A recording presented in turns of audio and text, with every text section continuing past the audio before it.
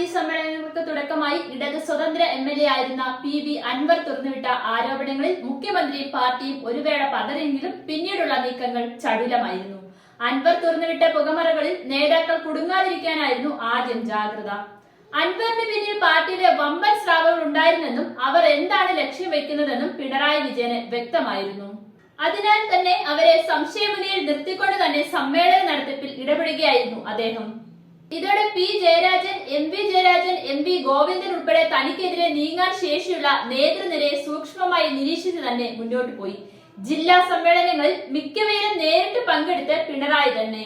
ഇതോടെ സമ്മേളന ചർച്ചകളിൽ സർക്കാരിനും മുഖ്യമന്ത്രിക്കുമെതിരെ വിമർശനങ്ങൾ ഉയർന്നത് തടയാൻ അദ്ദേഹത്തിനായി. ജില്ലാ സമ്മേളനങ്ങളിൽ സംസ്ഥാന സെക്രട്ടറി മറുപടി പറയേണ്ടിടത്ത് പല ജില്ലകളിലും ചർച്ചകൾക്ക് മറുപടി പറഞ്ഞതും പിണറായി തന്നെയാണ്. ജില്ലാ തെരഞ്ഞെടുപ്പുകളിൽ ഇതോടെ അദ്ദേഹം ആധിപത്യം സ്ഥാപിച്ചു. ജില്ലാ സെക്രട്ടറിമാരിൽ ഏറിയ പങ്കും വിശ്വസ്തരായി. ഗോവിന്ദനെ പിണക്കാതിരിക്കാൻ പത്തനംതിട്ടയിൽ രാജു അബ്രഹാം പോലെ അദ്ദേഹം പറഞ്ഞവയും പരിഗണിച്ചു. കോഴിക്കോട്, മലപ്പുറം, വയനാട് ജില്ലകളിൽ മന്ത്രി മുഹമ്മദ് റിയാസിന്റെ ഇഷ്ടക്കാർക്കായിരുന്നു പരിഗണന ലഭിച്ചത്. ഇടയ്ക്ക് പാർട്ടിയുമായി ഇടഞ്ഞ് ഒരു കാൽ പുറത്തേക്ക് വെച്ച EP ജയരാജനെ അനുനയിപ്പിച്ച് ഒപ്പം നിർത്തി. ഇതോടെ പ്രായപരിധിയിലടക്കം ഇളവ് അനുവദിച്ച് EP വീണ്ടും പാർട്ടി സജീവമാക്കും. അങ്ങനെ സംസ്ഥാന സമ്മേളനത്തിന്റെ പൂർണ്ണ നിയന്ത്രണമാണ് പിണറായി കൈക്കലാക്കിയിരിക്കുന്നത്.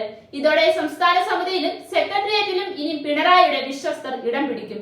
റിയാസിന്റെയും സംസ്ഥാന സെക്രട്ടറി പദവിയിൽ MV ഗോവിന്ദൻ തുടരും, അതും പിണറായിയുടെ കൂടി കനിവോടെ. അതിനാൽ തന്നെ തുടർച്ചയായ മൂന്നാം വട്ടവും നിയമസഭാ തെരഞ്ഞെടുപ്പിൽ ഇടതുമുന്നണിയെ നയിക്കുക മുഖ്യമന്ത്രി പിണറായി വിജയൻ തന്നെ എന്ന കാര്യത്തിൽ സംശയമില്ല. മൂന്നാം പിണറായി സർക്കാർ എന്ന ലക്ഷ്യത്തിലൂന്നിയാണ് കൊല്ലം സംസ്ഥാന സമ്മേളനവും ആരംഭിക്കുന്നത്. അജണ്ടയും അതുതന്നെയാണ്.